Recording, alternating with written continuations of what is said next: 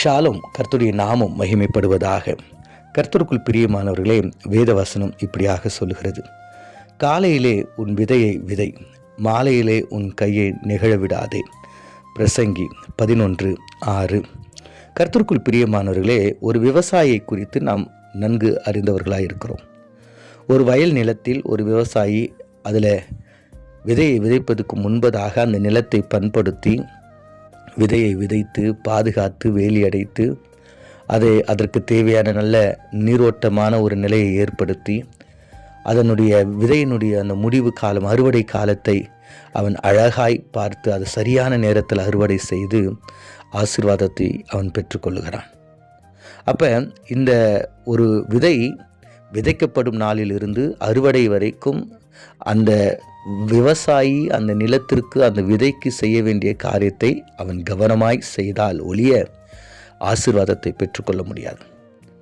அவன் இப்படியாக, நான் நிலத்தை பண்படுத்தி விட்டேன், விதையை விதைத்து விட்டேன், ஆனால் பாதுகாக்க மாட்டேன், நான் விதையை பண்படுத்தி பாதுகாத்து விட்டேன், ஆனால் சரியான நேரத்தில் நான் அறுவடை செய்ய மாட்டேன் என்று சொன்னால் அவன் ஆசீர்வாதத்தை இழந்து போவான்.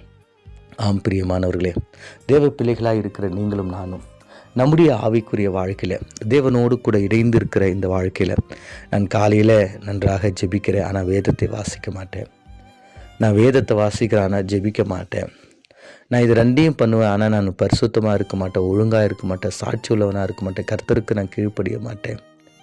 நான் ஆலயத்துக்கு செல்வேன், ஆனால் இவைகளெல்லாம் செய்ய மாட்டேன் அப்படின்னு சொல்லிட்டு நம்ம எதையும் புறக்கணிக்க முடியாது.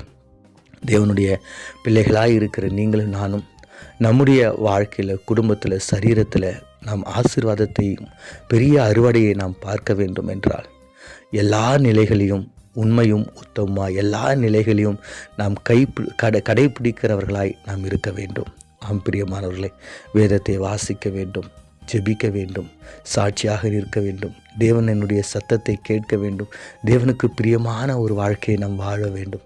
இப்படி எல்லாம் நாம் செய்யும் பொழுது நம்முடைய வாழ்க்கையில் ஆசீர்வாத அறுவடை இல்லாமல் போகும் என்பதில் சந்தேகமில்லை. கண்டிப்பாக அவர் நமக்கு ஆசீர்வாதத்தை தருவார். கண்களை மூடி நாம் ஜெபிப்போம். எங்கள் அதிகமாய் நேசிக்கிற எங்கள் பரலோக தகப்பனே, நாங்கள் வாசித்து தியானித்த இந்த வேத வசனத்தின் பிரகாரம், ஆண்டவரே, நாங்கள் காலையில் ஆண்டவரே விதையை விதைத்த ஆண்டவரே, மாலையில் ஆண்டவரே எங்களுடைய கைகளை நெகிழ விடாமல் இருக்க நீர் உதவி செய். எங்களுடைய வாழ்க்கையில் ஆண்டவரே ஆவிக்குரிய ஆசீர்வாதத்தை பெற்றுக்கொள்ள எல்லா நிலைகளிலும் நாங்கள் கவனமாக இருந்து அந்த ஆசீர்வாதத்தை பெற்றுக்கொள்ள தேவரீர் நீர் எங்களுக்கு உதவி செய்யுங்க. எல்லா நிலைகளும் ஆண்டவரே உமக்கு பிரியமானது, எல்லா நிலைகளும் எங்களுக்கு ஆசீர்வாதத்தை கொண்டு வரும் என்பதை நாங்கள் அறிந்த ஆண்டவரே, ஒன்றையும் விட்டு விடாமல் ஆண்டவரே எல்லாவற்றையும் சரியாக செய்ய தேவரீர் நீர் எங்களுக்கு உதவி செய்யும்படியாய் இயேசுவின் மூலம் ஜெபிக்கிறோம் நல்ல பிதாவே, ஆமென்.